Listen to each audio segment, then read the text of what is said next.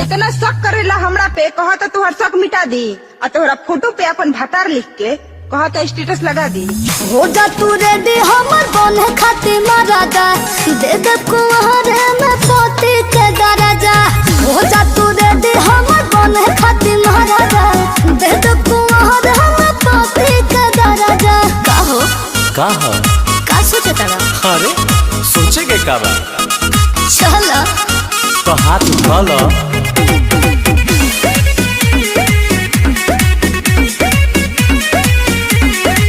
कहेलू बात जवन करेलू नहीं, इहे तो कमी खलेला। ना हो करबो करेला।